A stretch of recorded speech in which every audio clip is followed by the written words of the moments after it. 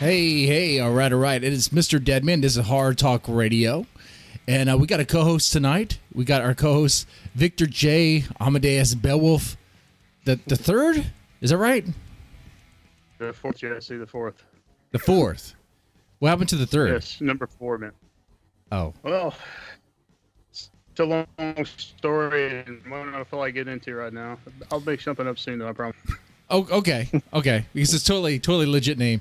And we also have our guest here, Scott Donnelly. Yes. Donnelly. Yes. Yep. Okay, now is that a pen name? Nope, that's my name. That is my real name. Okay. All right, just making sure. Yeah. All right. So, pretty much start off with, I'm gonna guess one intense question. That is, who are you and what do you do? So let's go take it from there. Scott, who are you?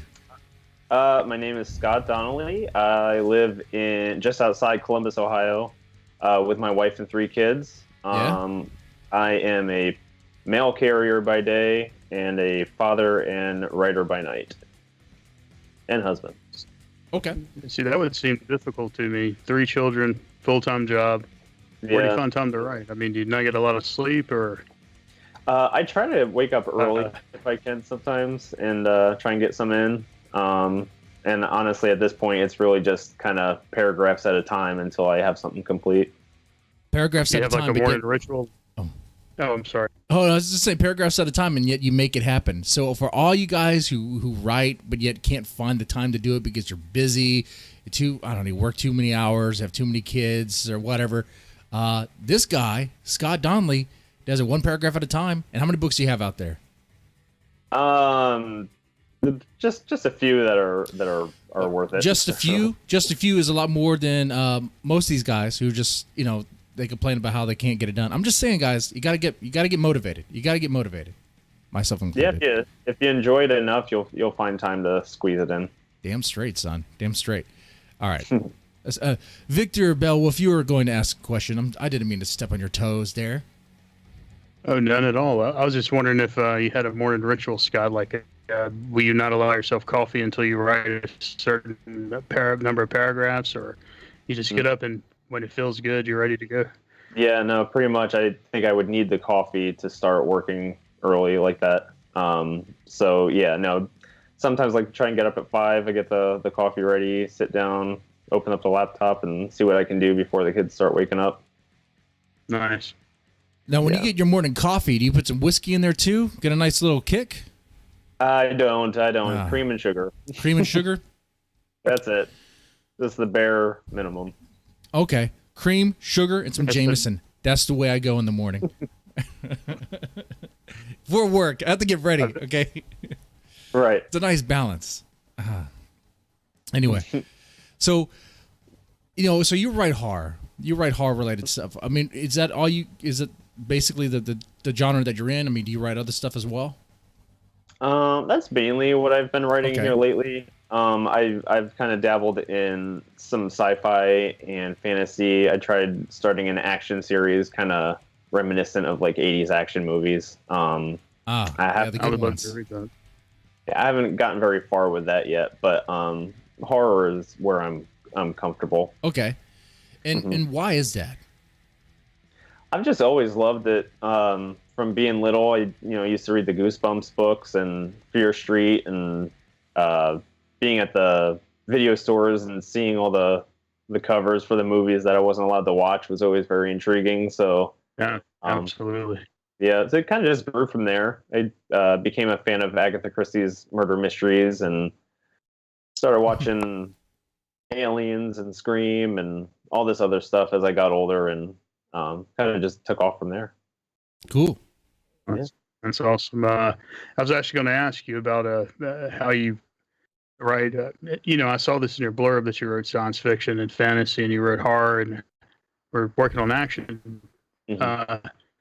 Does the sci-fi and fantasy ever trickle into the horror that you're writing, or is it you try to keep it strictly paranormal or psychological, or how does that? I haven't really combined a whole lot yet. I guess the action book I had written, there was a very mild sci-fi element to it. I I did write a couple books about alien conspiracies based in my hometown here of Grove City, kind of give it more of a realistic approach. I wrote it kind of as an investigative thing, so there's some sci-fi and horror kind of in there. Could you share a story? Just because I'm curious, it sounds really awesome. What would be a little story about one of the cases you've investigated? Well, they're fiction. So yeah, okay. I kind of did it in like a mockumentary kind of feel. There have been a lot of people who actually thought they were real, to the point where they reached out to see which locations in town they could go see for these things, and I had to break it to them that it was all just fiction. So. Hey, that sounds pretty fun too, though. So yeah. So you made these stories up that sound really compelling and realistic to some people. It's like the tabloids. What was it? The Weekly Today? What were those old tabloids, like the Sun or what? Daily. Like with Bat Boy or something. Yeah, Bat Boy. That stuff. Yeah. Man, that stuff was. That stuff was gold. That was fun. I loved that stuff when I was a kid. It was great content. It's hard to do that now because people take everything for real and serious. Oh my God. But yeah, which I understand because we've been lied to. But the Earth being round, clearly it's flat, right? I mean, come on, right? Scott, is the Earth round or is it flat? I believe it's round. Well, you could believe it's round, but the Mr. Beowulf, is it flat or is it round? I believe it is. It's got to be round, man, because I'd fall off if it was flat for sure. Because it would rotate, and that would be the end of my ass, man. I'd be long gone. I just have no balance. Yeah, it's gotta be round. Okay, it has to be round, otherwise you fall off. Okay, you know what? I still have yet to be convinced. But see, but tell us about your one of your stories, one of your sci-fi horror stories that was very convincing. People who thought it was real. I got to hear this. Let's see. They were called Unheard Of was the first book, and then Unheard of. Yeah, and then Unheard Of the Dark Flood was the sequel. But I would take real locations from around my hometown here of Grove City and kind of insinuate things of an alien nature had taken place there, and I'd go to investigate, and someone would give me a tip to go talk to someone else. So it kind of it's this whole little breadcrumbs that I follow to eventually it brings out that the aliens end up threatening me to the point where I stop. Oh wow! So that's some Orson Welles stuff right there, Scott. You should seriously consider podcasting this. I think you would do pretty well. Yeah, I've someone has mentioned that before too, and it kind of would. I mean, I've listened to some other podcasts like that. I think there's some called Rabbits and Tanis. I don't know if you guys have heard of those, but they're kind of along the same lines of a fictional story that's broadcast in a very realistic way. Yeah, I've heard some before. I think there was zombie related where they try to make a zombie apocalypse sort of situation, very, real. They would tell it event by event or whatever, and try to kind of make it seem like it's plausible that it could be happening. Right? Keep it kind of minimalist. Don't get too crazy with it. Keep it down to earth, kind of grounded, and have that element of, could this thing be real? What am I listening to here? Yeah, those are fun to listen to. Mm-hmm. It's good too when people start buying into it. Imagine doing a podcast like that where it's a Saw-related torture thing. Oh my God. Mm-hmm. I don't know. I think people might. You think people would take that? You think people might be concerned about that one if it was a true crime, but it was well, they have fictional true crime podcasts, right? Yeah. They have fictional true crime where it's all just one story. But I wonder if they have I wonder if they have to have some sort of warning in the beginning. This is all just a story. None of this is real. It's all just make believe. Otherwise, you get a bunch of Karens and Richards calling you up, be like, "Oh my God, this podcast is crazy," I ended up putting that at the beginning of the book when I went back to kind of re-release it at one point, that it was fictional, because I did have a couple people write to me and question about it. I just figured I'd just stop all those rumors right away. Right. Mm-hmm. You're a good guy, Scott. What are you going another direction with that? Same here. Right. I would have sensationalized the hell out of it, but good man, man. Yeah, did the right thing, Scott. There were a lot of people who thought Blair Witch was real way after it had come out too. Mm-hmm. So that's right. I mean, well, that's really effective marketing too. On PC3 in the chat, what cheap cigar are you smoking today? This one is not so cheap. This is a Conquista. It's pretty good. It's all right. It's a Maduro. I like that. Anyway, I like how you said how you got into horrors.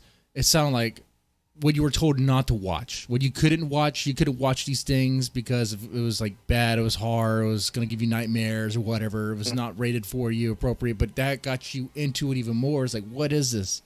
I mean, did your parents or people in your life say, no, you can't watch Halloween, you can't watch that? You're not that. Well, not in a mean way or anything, but I mean, they were very respectful of, the age appropriate content. Right. For right. Me. I think Aliens was the first R-rated movie I ended up seeing, and my brother and I had convinced my parents to let us rent it. We kind of told her it was a UFO documentary. Okay. So, but then, she's out of the room. She starts hearing all the F-bombs and the gunfire and stuff. She comes in like, what are you watching? So, no, she let us finish it though. So that's good. That's good. She didn't stop it. Shit. No. Okay. Now, that's an excellent first horror movie to watch, though. I got to admit. Yeah. Right. It's one of my favorites still today. Absolutely. And it's a blur of science fiction and horror. So. Yep. Absolutely. Now, that explains why you're drawn to the genre. But what about the writing part of it, like creating these horrible worlds, these scenarios that you want readers to visit over and over again? Do you want to torture people? No, I don't. I'd like to entertain them. Cause, I'm more inspired by movies than I am other books. Yeah. I like to watch it when I'm writing it. It always plays out in my head like it's a movie.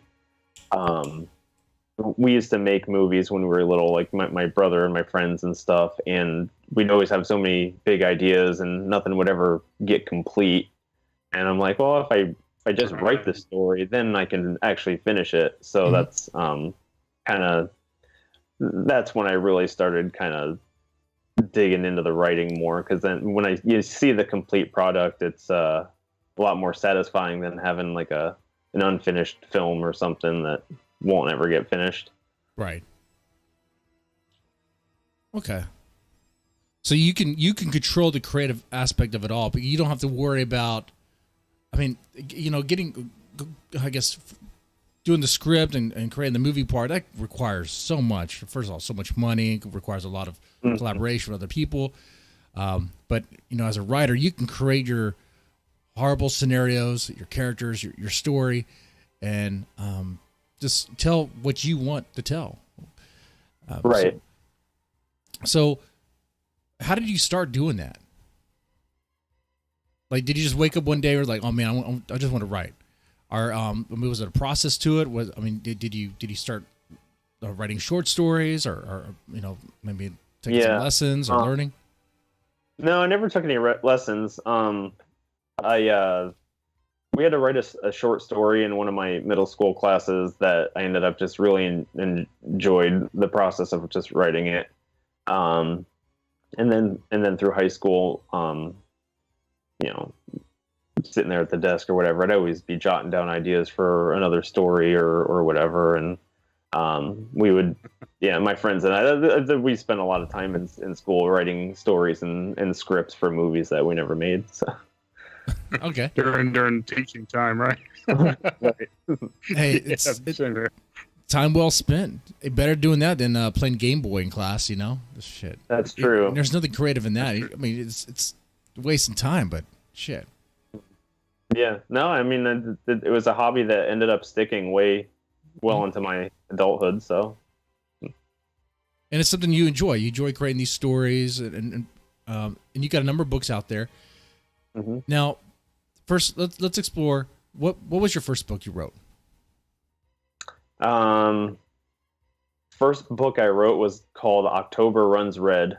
Okay. And it was a slasher film or slasher book. I wouldn't expect anything less with a title like that. Yeah, right. That's good.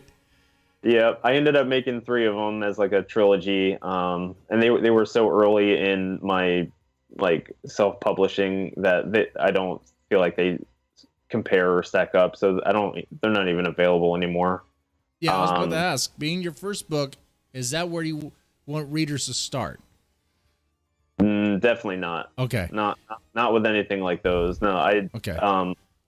Over the past year and a half or so, I feel like I've really come out with some of my better things that I've written.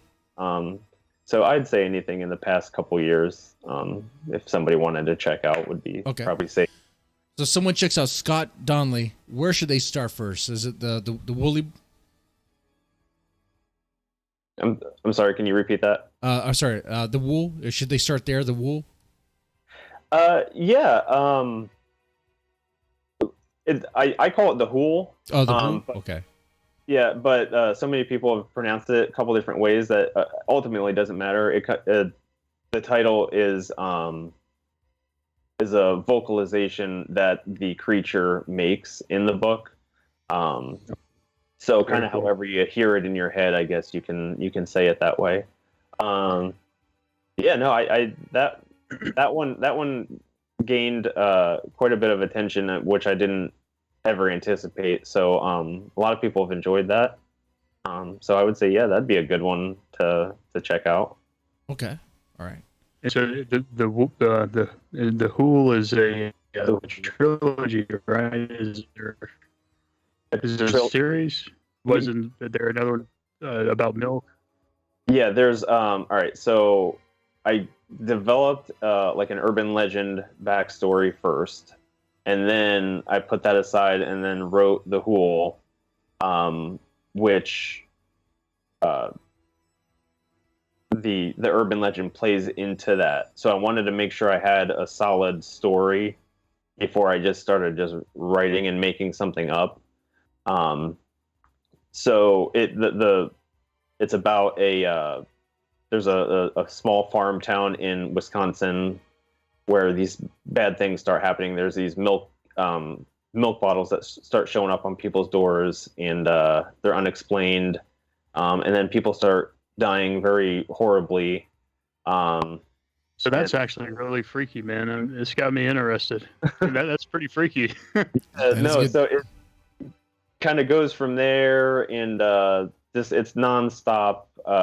Towards the end, it's just nonstop with the terror and the horror that the main character has to deal with. So after that was done and out, a lot of people were curious as to the backstory of the creature. I originally designed it as less is more. I didn't, you see a movie and you don't see the monster the whole time. Then at the end, it's always a disappointment. Right. So I didn't want to have that. So I guess I did a little too less. A lot of people were curious about the backstory, so I decided I would write it as a short story in case people wanted to see where that came from. So that was called The Milk Boy. And then there was quite a few people who want to see the story end on more of a complete note. So I am doing a Hool 2.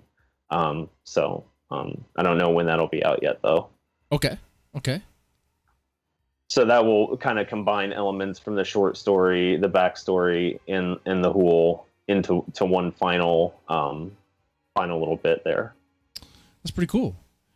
I mean, I like the premise. agree. The premise is really really cool. I mean, Thank you. so the milk boy, the creature, he goes whoo whoo. Is it like an owl? Yeah, it's kind of like that sound, something like that. It's a very like a hollow, dry sound that it emits from out in the cornfields that he's walking around in. So, Okay, so now we've got cornfields. We have empty milk bottles that are appearing out of nowhere. Tell me about the milk bottle. Can you tell me about the milk bottles that was falling the plot? Because you really got me curious now. I'm gonna have to get this on Kindle Unlimited soon. The milk boy. You want to know about that one? Is that Or the milk bottles? Yeah. Like all these milk bottles is popping up everywhere. Or The milk bottles. I don't want to give away anything. okay? That intrigues me. That's very weird.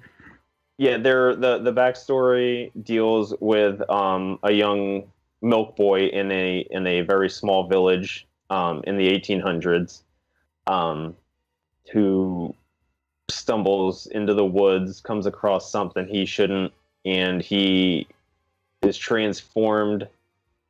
There's he comes across this marble near a group of decaying bodies, and he starts hearing voices where he believes he's the protector of this marble. So he takes it home and he tries to hide it. It goes missing, and he doesn't know who took it. He's become so obsessed that on his next milk route, he goes door to door looking for his marble in the milk. Is he drinking the milk or is he just pouring it out? He's leaving the milk bottles on the porches as he does his deliveries, and he'll leave the milk. He'll knock on the door, and do what he needs to do to figure out if that person has his marble. Okay, wait. So this guy, this thing's going around looking for this marble, and he kills people looking for his marble, his precious rock.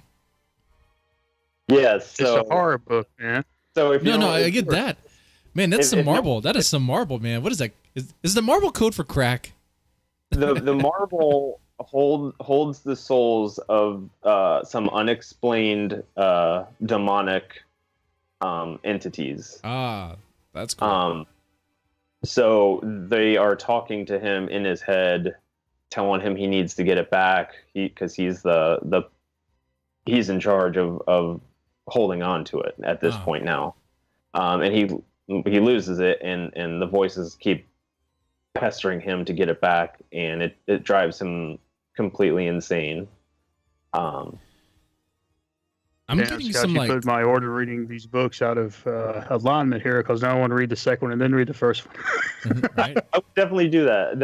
I would recommend reading the Hool first, and then because that'll get you having the questions, and then you can go back and read the short story, which will answer them. So, oh, look at that. So, let me ask this, just out of curiosity, one more question here. What if, when he knocks, they open the door? Does something very bad happen? Does something very bad happen?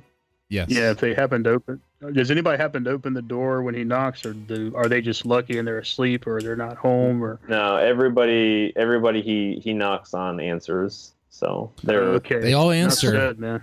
And now, I don't want you to give too much away, but I do like a tease. All right, I do like a proper tease. So they answer. What kind of happens? What happens? Well, the Hool opens up with a transcribed interview from a witness who stumbles across a basically extinct town in the middle of the woods. Extinct town. So this boy took out the whole town. This boy might have taken out the whole town. Oh shit. Okay. Pretty cool stuff, man. Yeah, he's a mass murderer. Where's marble?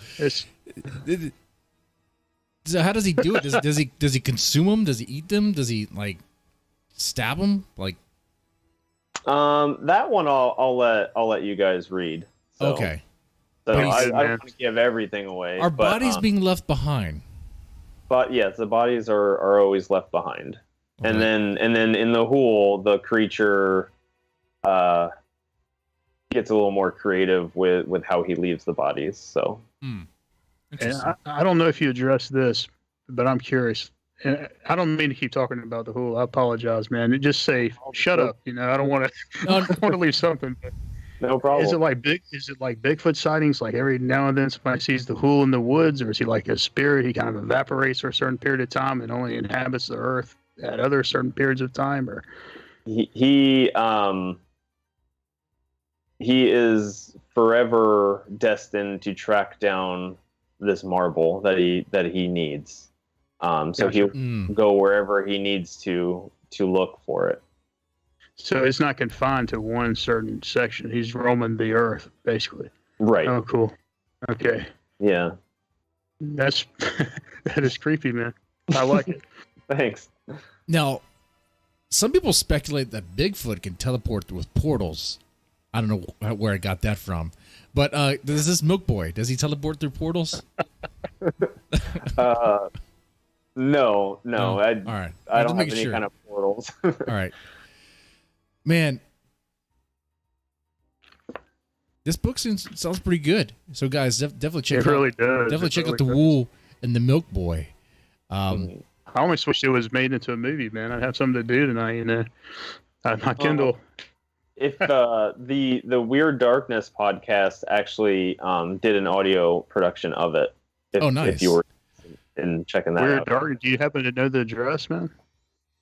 I can send it to you. Okay. That's cool. cool. Yeah. Yep. Now, I mean, were there any scenes, any events that are like hard for you to write, like subject matter that was like too challenging for you? In the Hool? Yeah. The ending was a little challenging. About halfway through the book, it really starts to pick up in intensity, and I wanted the intensity to be relentless from that point until the very end. So you would finish the story like completely, like right in the middle of the moment. Okay. And I totally get that, man. It's like your brain has been just building the story up, and then all of a sudden it's like cinematic quality. Then you're not thinking, you're just living the experience, and it becomes like the movie that you're talking about. How you write that. Yeah, that's awesome. Yeah. So I would say that was probably the more difficult part of that book to write. Okay.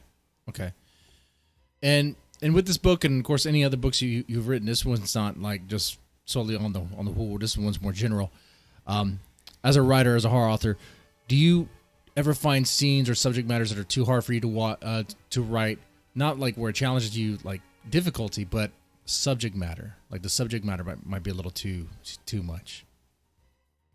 After having kids, I don't like the thought of violence against innocent children or anything like that. I don't think I could write anything like that, or I tend not to write about sex in the books too. And the language is usually at a minimum. But where I need it, I'll put the gore in. So. Okay. Well, that's good. You know your audience. That's great.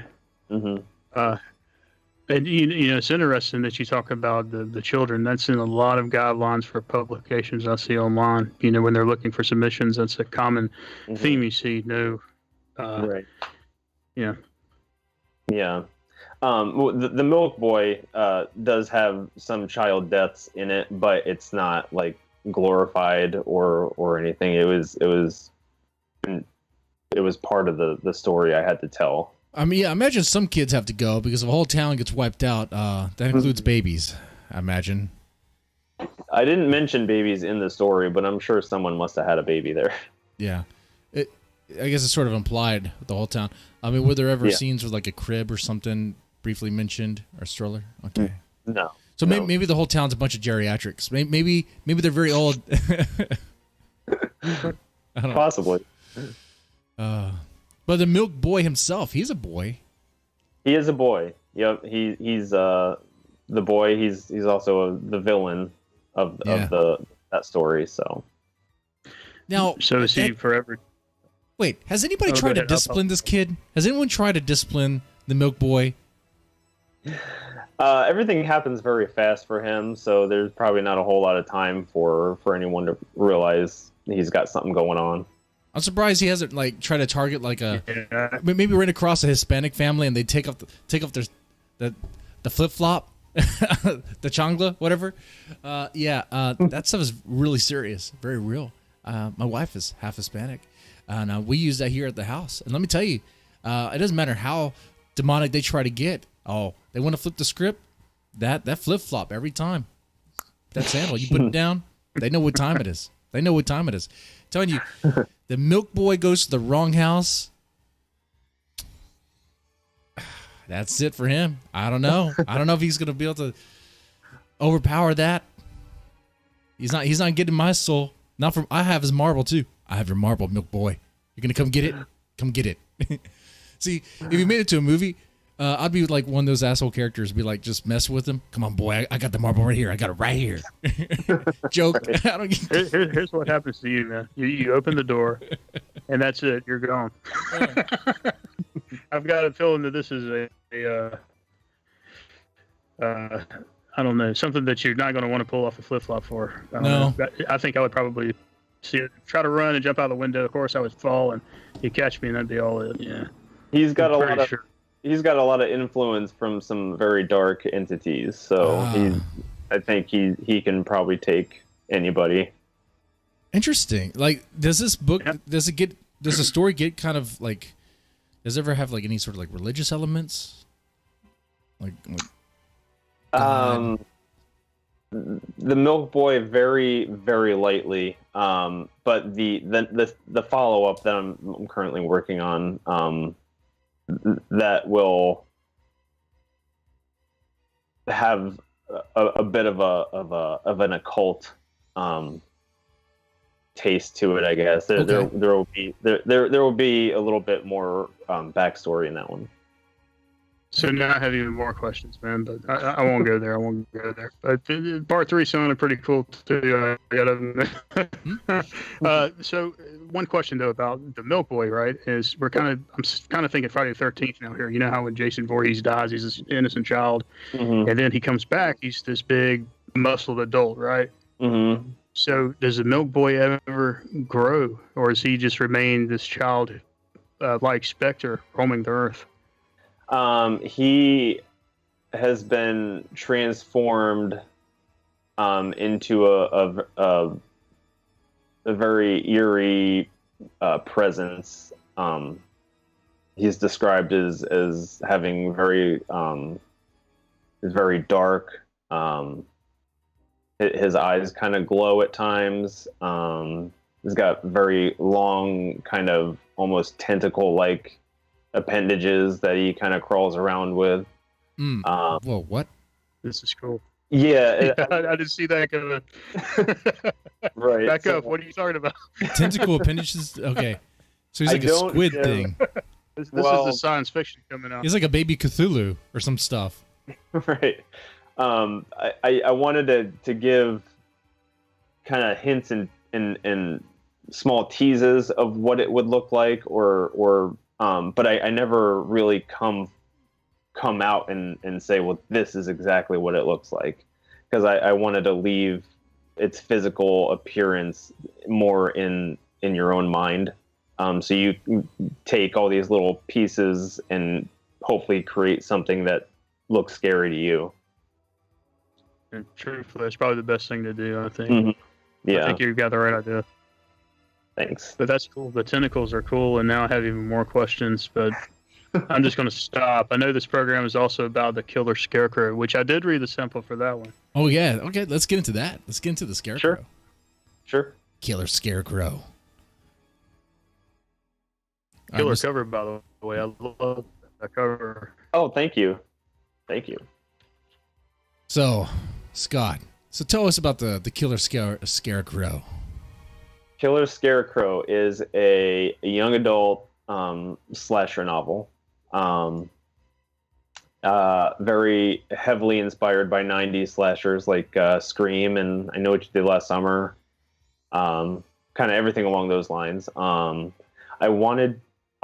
of all, I love slashers. They're probably my favorite subgenre of horror. I like the mystery behind them. I like trying to figure out who's doing it. I think there's a difference between those and then like the ones like Jason and Michael Myers, where you know who it is the whole time. I mean, those are entertaining in their own way. Well, the first one you didn't know. Oh, the first Friday 13 you didn't know. It was implied it could have been the mom, maybe, but anyway. Right. Yeah. So yeah, I do like the mystery element more, and I wanted to write it more for a young adult crowd. I don't know why exactly. I felt like that was something maybe I'd like to try. So I did actually. I mean, on the surface, it is a slasher about a killer scarecrow. So a very familiar plot, but I wanted to kind of bring more into it. I wanted to have characters that actually mattered to the reader, in real situations that young, teenagers might actually go through. And so a lot of it deals with the loss of one of the main character's friend. So it's a lot about how he's dealt with the death in the year after it happened, and everybody else who was there when this accident happened were all affected in some way or another, whether it was grief or anger or depression.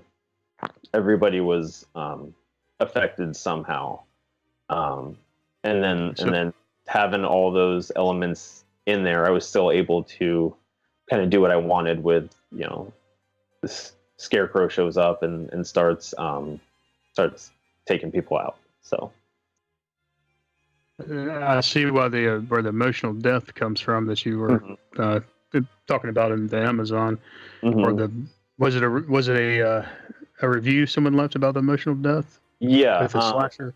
Yep, that was one of the reviews from horrorbound.net, I think. But yeah, no, they a lot of people have said, it's not a original like concept. I mean, because the slasher has been done. You can only do it so many different ways. But this is the emotional aspect kind of brings more out of the story than maybe it normally would have. Well, that's definitely good feedback to receive, especially for a slasher, like you said. Been done time and time again. It's a trope, but hey, if you're able to give feedback like that, we're looking at 5-star rating right here on Amazon. So people are liking it. People are really enjoying this. Yeah, so far I've been very, very happy about that. You never know how these things are going to go, especially when most people, if you're not like a horror fan, really would just turn away from something called Killer Scarecrow. So, right. you know what you're getting with the title and the cover. But hopefully if you take the chance on it, you'll see that there's a lot more to it than just, slicing people up. Okay. Now, so I read these. Go ahead. I apologize, Chip. Mr. Beowulf, you go ahead. I don't want to speak over you. I'm sorry. So I read the sample, and we started out. We see Benny, and he's making this noose.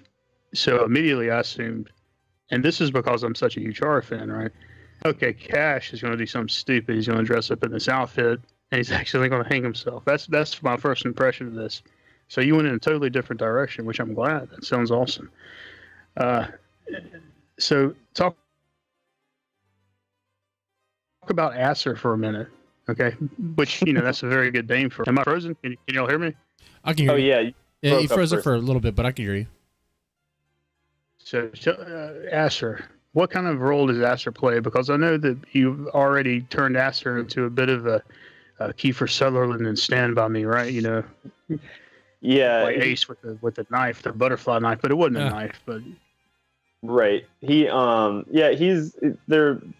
At the prologue, there's a friend that the main character Cash and his friend Benny they're putting out their homemade scarecrow decoration for Halloween, and they're approached by these three kind of bully type characters from their school, and Asher is, you want to label him the lead bully or whatever, and he has his friend and his girlfriend there with him, and they start teasing Benny and Cash, but yeah, no, he's kind of stereotypical bully, and he is the only one who a year later who hasn't changed in his mindset. Everybody else has kind of been the tagline I came up with was "Death changes you." Yeah.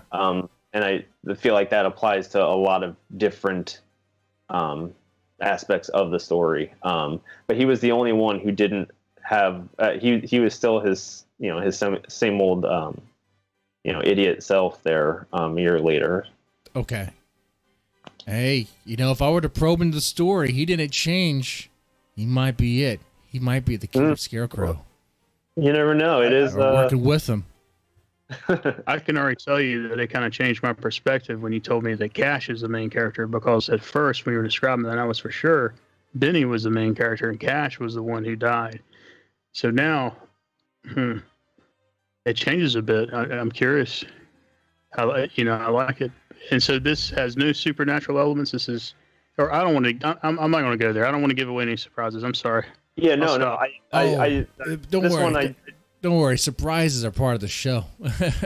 I mean, after all, we're talking about his book. You get a little bit of a tease, but there's I don't want to give anything away because a lot of people have said that the ending really has surprised them, which I take that as a success right there. But there's a lot of different kind of red herrings, kind of going off in different directions, thinking, oh, maybe it's could be this guy, or even I've had somebody say might have been somebody who was even just briefly mentioned in passing, kind of maybe seemed a little out of place. There's an old neighborhood kind of rumor that there's the tree in Benny's front yard was haunted of some kind. So I kind of toss a whole bunch of stuff into the mix to, the pieces are there where you can figure it out as to which direction it ends up. I got at it. The end. Someone's living inside the tree. The tree killed everybody. Yeah. No, like said in you're a fan of Agatha. Oh, go ahead. I apologize. I was just like in Poltergeist, where the tree comes in through the window. It's the tree the whole. Yeah. Yeah. Like your love for. Well, no, I'm not going to bring up people. Oh, your love for horror, and I want to say willpower, because I guess restraint on. When I say restraint, I mean like you don't write like the hardcore splatterpunk stuff. You write horror, but it's not profane. It's not really explicit. Traditional horror writer. Yeah, I respect that. That's the most difficult thing to do, in my opinion. It's like, yeah. Do you feel that that's difficult to do, to write horror without having to go into like the extreme areas? No, I don't. I've always been more of a. I think there's more of a. What's the word I'm looking for? I like the old Friday 13th movies where like there'd be like a quick stab and then it would cut to the next thunderstorm or something, and then you have movies like Hostel where they're like cutting eyes out and shit. Yeah, blow torching the eye for like 6 minutes. Like that, I could probably just do without. I like the quick and then move on to what's next. Killer Scarecrow, since it was written specifically for a younger adult audience, the blood is not over the top. There is one death late in the book that I decided to go a little more gory with, just to make a point. Okay. But it is overall not extremely violent. There's the killings, but they're quick and they don't get too detailed. Okay. But that's a good thing, especially for young adults, right? It's more implied than, really right? Like you said, detailed. Right. Right. That's why I thought when I did get to the gorier one, it would hit people a little harder, maybe. So, because they wouldn't probably expect it at that point. So, so your combination of your love for horror and your skill and ability to write, and not really go into the extreme stuff. I mean, I'm seeing something that could be like R.L. Stine, Goosebumps, sort of, but Goosebumps, but just with some blood. Goosebumps never had blood, and it was always like goofy stuff. I don't think anyone actually ever really died in a Goosebumps book, right? I think it was all just implied. I don't think anyone. Yeah, it was just it's fear. been a long time. But I mean, so Fear Street is another series. Oh, go ahead. I'm sorry. Oh, so it's like it. I mean, like it seems like you are very self-aware that you're writing books that definitely would appeal to like 13, 14, and not just them, but like you could reach that demographic and it wouldn't be too extreme for them. It'd be right there. It'd be good for them. And, they would like it. You don't have to worry about their parents freaking out, being like, what are you reading and all this stuff? It's good. It's good. Yeah. Yeah, no, I definitely think, people in their early teens, because like when I was in middle school, I was watching I Know What You Did Last Summer and stuff at that point. Yeah. So like I know what a 12 and 13-year-old can handle. So yeah, that's kind of where I based the content in this book. So. All right. Okay. Now go ahead. Oh no, Fear Street was just coming to my head because we were talking about R.L. Stine. Was there a particular story from that Fear Street series that you used to read that just kind of sticks with you? I mean, or it's been so long since I've read those that I can't really focus. You need to read up, man. The Netflix has got the series coming out. I know. I saw the trailer. That looks awesome. So in your books, are they self-published, or do you publish with a publisher? No, they're self-published. Okay. A very independent author.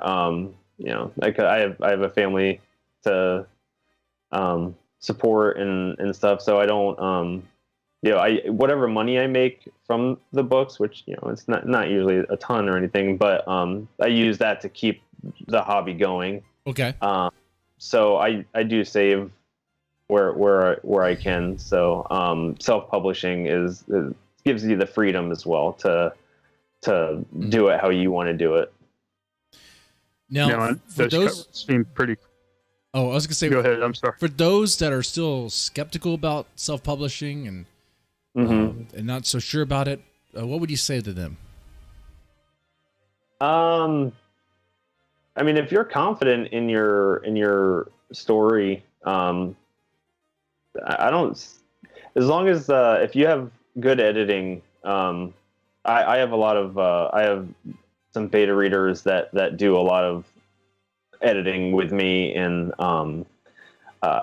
between 3 or 4 different kind of run-throughs of the book. When I feel like it's been fixed as good as it can get, that's when I'll hit the publish button. But I would say self-publishing is great, especially for your self-esteem too, because you work so hard on something, then you can just publish it and you can have a hard copy in your hands, and it's it's awesome. But when you put it out to sell to other people, you definitely want to make sure it's presentable. You don't want to just toss out a first draft on Amazon or something, because it won't go over too well. Right. I've done that a time or two, I guess. I've seen many first drafts. Mm-hmm. The covers are quality, by the way. Do you design your own covers, or do you pay a little fee for that? Or I think they're well done. Thank you. No, I do my own covers. Do you use Canva, or is there? Yeah, I was using Photoshop for a long time, and then my wife was using Canva for some other things, and I was like, oh, well, I guess I'll check that out. So, and yeah, that's where I've been working on them. Okay, cool. They look good, man. Thank you. I mean, and you're right. When you self-publish, you have control over everything. I mean, and like, except for what Amazon doesn't want, and of course there's always like the rules and guidelines and all that. And I say Amazon because that's usually what people are going to use. There's other options like Lulu or Ingram Spark, whatever. But now, do you? I mean, you mentioned that you do have the benefit of you don't have to worry about the middleman. So after the cut Amazon takes or whoever they take, you get to keep that money. That's good. Do you? You said you didn't have any first drafts, but did you ever have an issue where like maybe something was out, wasn't really edited all that as much, and maybe want to put some extra polish on it? Did you ever run into issues like that? Yeah, absolutely. Those October Runs Red books I was telling you about, those first ones I put out. I think I was more just antsy to have a book out and published. That I did not take as much time as I should have on it, and I did hear about it from a lot of people. So, okay. Yeah. Are they? They're not still available online. You pulled those, right? Yeah, they should be pulled from everywhere at this point. What I recommend doing is down the road writing a book. It can be about anything, and calling it October Runs Red, because it's a pretty cool title, man. You need to keep that alive. Thanks. I mean, there's always a possibility down the road I could always rework it somehow, but that's not on my radar right now. So. Not on your radar right now. Okay, all right. And you mentioned that you do make some money off this, not enough to really live off of, but are you willing to give a ballpark figure? This helps the writers that struggle self-publishing and say that and they're so demoralized, or like it's never gonna offer anything. When you say you make money on it, are you willing to give like a ballpark figure?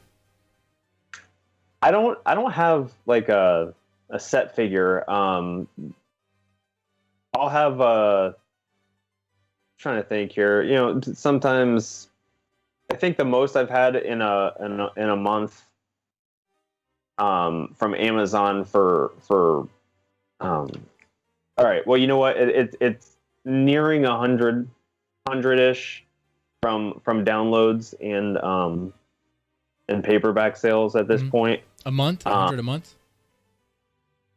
No, that's since the book since it came out. Okay. The Scarecrow. Okay. Yeah. So I mean, it's not a lot. I have a Patreon page that I have some supporters on too. That and any money that I do make off of any of this goes straight to ordering more copies or covering shipping costs or author events and stuff. So I mean, I'm making enough to keep the hobby going.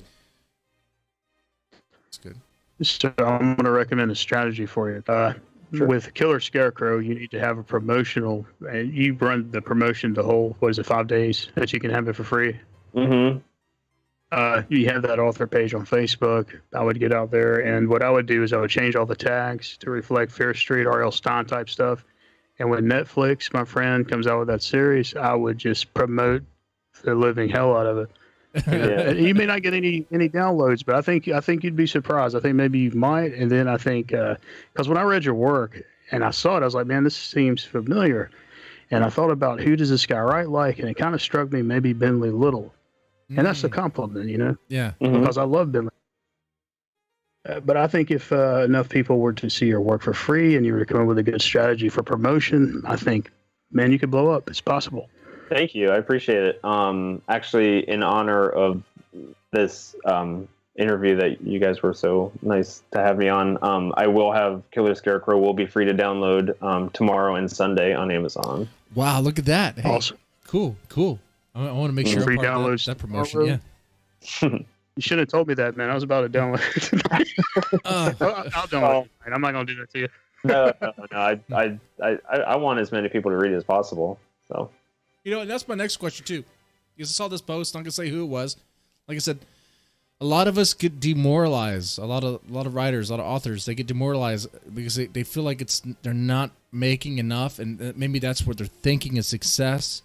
But why do you write? Like, or I should say, what means more to you? Like the money you make from Amazon, or the feedback you get from readers? Definitely the feedback. Even if I wasn't making any money, I'd still be doing it. I just enjoy it. really enjoy creating a story and seeing how people react to it. Yeah. All right. So I would, yeah, the money doesn't mean really anything. I just like when people enjoy the stories. Mm-hmm. Yeah, guys, we may not ever be able to quit our day job of writing, or doing horror podcasts or horror shows on YouTube. But, you know, like I do this because people like it. You know, you write because, you know, people like it. Besides, you're going to do it anyway, you know? Right. So, now, are there things in horror in general, it could be like movies, literature, or publishing, that you really do not like you cannot stand? Like grind your gears. Good, man. You're gonna lose some fans. Don't do it, man. No, I'm just joking. I don't necessarily care for when books are advertised as being so extreme. Like, I'm guilty of that. oh yeah, what books have you? Well, behind me is a poster for actually two posters for two of the books that I put out. They're both really violent. One clearly has the word Satan on it, so you know you probably can't see it. But you know, for marketing those books, the first one, this one right here, it's called MrDeadman Made Me Do It. So the marketing behind that was that supposedly I made a lot of people do some horrible things, and it's all in that book. And I probably should have consulted an attorney about that, because that seems like it's setting me up for a lawsuit. And then the other one, Satan is your friend. That's just well, that was just fun. But no, and I have a lot of respect for those writers and stuff. I just, when personally for me, seeing a very disturbing cover, I probably wouldn't go for one of those. That's not to say it's bad. I mean, I've sat through really gross movies before, but we were talking about Hostile, so yeah, that one, you know, all those. But so yeah, the marketing of the ultra violent things, I don't really care for. It's just my opinion. And as far as movies go, I am tired of the remake bad, and I really wish that would just go away at this point. Mm-hmm. I so much agree with you there, man. My favorite horror movie is the original Black Christmas from the 70s. And they remade that thing like twice. They've remade it twice. The first remake was just so bad, and then I haven't even seen the newest one. I don't think I will, because it doesn't even sound like they even followed any of the original story for it. Yeah, it's not any better. I mean, the original Black Christmas, I think that's the one that really defined slashers. People mentioned Psycho as defining slashers. I was like, well, you have a slasher element in it. That's fine. Mm-hmm. It's kind of weird, okay, but. Mm-hmm. Black Christmas, like, you didn't know who the killer was, right? Right. It was a bunch of girls. You had the final girl trope already established in the movie. You have the killer was in the house all along. That was the big thing in that movie. The killer was inside all along. The calls were coming from inside. Yeah, I don't think you could remake that movie and still make it a shocker, because it'd be like, oh, we've seen this before. Unless right, it's like a brand new audience that's never seen it, and maybe they would like it. I don't know, but I don't know. And I think When a Stranger Calls usually gets more credit for that twist than Black Christmas does, even though they did it first. So that's unfortunate, you know. Yeah, it is. It really is. Mm-hmm. Which version of When a Stranger Calls did you prefer, the Carol Kane version or the one that was released with the guy that was in Sons of Anarchy? What was your favorite? The remake? Yeah, that remake actually wasn't so bad, but most of them are. Yeah. The original When a Stranger Calls, I feel like the beginning and the end are the stronger parts. I think everything in between there drags a little bit. I agree. They made a sequel, When a Stranger Calls Back, which I think all the way through was actually very good. Yeah, I haven't seen that in forever. Mm-hmm. Yeah, that one, compared to the first one, I think was a lot more enjoyable the whole way through. Now, you mentioned remakes. What about, I guess, like, would you consider Halloween 2018 a remake? That's kind of just continuing on a franchise that honestly could probably just retire. Yeah. Yeah, what did they try to call that one? It was a retcon, wasn't it? It was sort of remake. It was like a do-over. Yeah. Mm-hmm. Yeah, no, I mean, it was okay. I didn't mind it. I liked it better than Rob Zombie's ones. I think the original Halloween 2, it just, you've seen it so many times, it's been around for so long that is like the sequel to Halloween. Mm-hmm. Wait, let me stop you for just a second. You just said, what was that thing that Pee Wee used to say with his word of the day? What is that? Pee Wee's word of the day? You know what I'm talking about? Pee Wee's Playhouse? The word of the day? He just said Halloween 2. Halloween 2. The word of the day, that's right.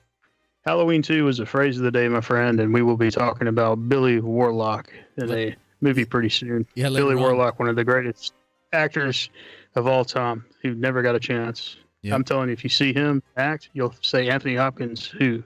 Yeah. But thank you for saying that. We will be hitting Billy Warlock, who was in Halloween 2. All right. Thank you. Hey, that's a good plug for a future movie review that'll be coming out soon. Awesome. Have you ever seen the movie Society? I have not, no. I highly recommend it, but it is pretty weird. Okay, don't watch it with kids around. Okay. Okay. It's not Hostel. It's not Saw. But the very last scene is a thing of nightmares. It is really. And the very last scene, by the way, is at least 30 minutes long. Yeah, it is. It is. You've never seen this. I swear, you've never seen something like this before. Not.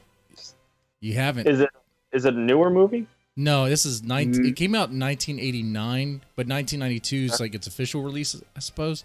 That's what it came on or not VHS or whatever. Okay. When it was released, no one really knew about it, but wild scene, and it builds up to it. So I mean, the movie overall is really good. Really strange things, which we'll get into later on. But yeah, I agree. Remakes, generally, I say remakes not so good. Though there's exceptions to the rule, like The Thing. Most people think of The Thing. They think of the remake. Right. They don't really think of the what was the original one called? I don't even remember. Thing from Another World. I think. Thing from Another World. That's right. That's right. The Blob too. I think that's a really good one. Yeah. Oh yeah. And The Fly, the remake of The Fly. So I mean, if a movie kind of flopped and didn't do so well, like back in the 50s, maybe it could be used. I mean, since Hollywood can't come up with anything new, you know. Yeah, remake something that sucked instead of something that's already very well respected. Yeah, that way if it sucks, you know, no one really cares. Right. You have another. And why do they even remake Cabin Fever? I don't understand that one. To this day, I don't get that. They're remaking. They remade it like what, 1 year after it came out? At least that's what it feels like. Yeah, I didn't see the remake, but I heard it was like a shot for shot remake. So I don't know why they would do that. Yeah, that seems. I don't either, man. I think he just needed some dough. I don't know. And there's gonna be a new Evil Dead 4 or new Evil Dead 4. I mean, how do you guys feel about that? I mean, is that? It's. Well, I don't know too much about that. Oh, go ahead. I'm sorry. Oh, I wasn't. Is it a sequel to the remake, or is it just like? No, it's not a sequel to the remake. That's the problem. It's not a sequel to the remake. Otherwise, it would just be called, like, I guess, Evil Dead 2 or The Evil Dead 2, or I don't know.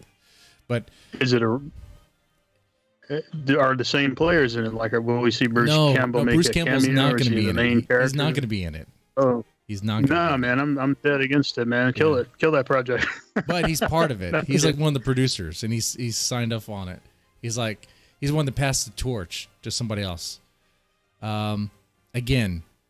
So it seems like a cash grab. It's like, well, we have this popular franchise people like, and I have a funny feeling with Evil Dead it's going to be like, well, we don't really like remakes and reboots, but this one's not so bad. It's like, all right, whatever, you know. In all fairness now, and I think you'll agree with me, Scott, if like the Scarecrow, Killer Scarecrow made it, you'd cash in too, wouldn't you, buddy? I know I would if one of my things made it. Yeah. Oh yeah, absolutely. Yeah. See, here's the How about you want to have Killer Scarecrow cereal? Yeah, let's do it. Yeah. So Scott, let's say they made Killer Scarecrow the movie, right?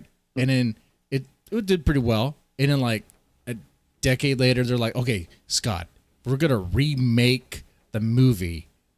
We'd be like, well, do I get a check? Well, yeah, you get a check. Oh, okay. Give me that check, and yeah, you can remake it again. You know? Yeah, I mean, hey, realistically, yeah. I mean, if they're gonna pay money for it, then yeah, go for it. Yeah, right. That's right. That's right. It's America, man. This is America. Let's do it. I do want Daddy the needs to do a hair the transplant. Killer Scarecrow cereal. That would be good. I want to. You know what? We should make that a sponsor for the next Hard Talk Radio. If we could make that like a meme or something, put it like on a cereal box. Killer Scarecrow cereal. With some like marshmallows inside. Shit, that'd be good.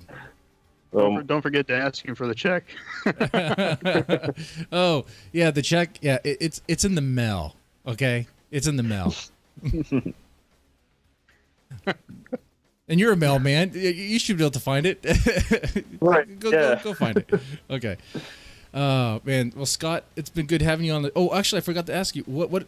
I think you already kind of answered that though. Your favorite horror movie? You said was Black Christmas.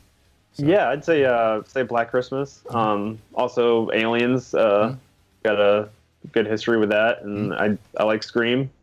Those would probably be my top horror movies. So let me ask you, Black Christmas. Why would that be your favorite or one of your top 3 favorite horror films? What about that just drew you in so much? The atmosphere was very good, very eerie. The twist, what was good and very original for the time. I don't know. I just the kills, like I was talking about with like Killer Scarecrow, they didn't rely on the gore to get the scares. It was all atmosphere and suspense, and I think the deaths were very quick, if I remember. So did they even have any blood in that one?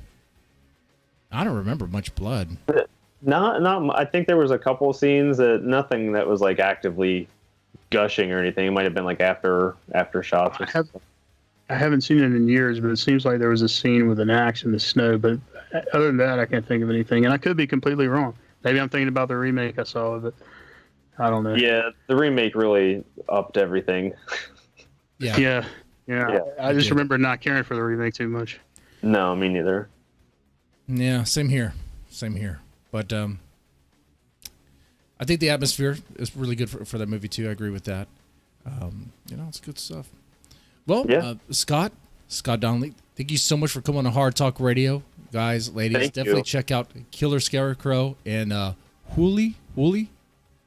The Hool. The Hool. Oh, The Hool series. Whatever you want to call it. Milk Boy. Especially the Milk Boy #1, and then go to the Hool for #2. So it sounds awesome. And man. if you have his crack rock, his marble, give it to the boy. Give it to him, okay? Give it to him. It could have all been prevented if he just got that marble back, right? Right. All right. It's been a real pleasure meeting you, Scott. I wish you the best with your career. I hope you go places. Thank you, guys. I appreciate it, and I had fun here tonight. So thank you.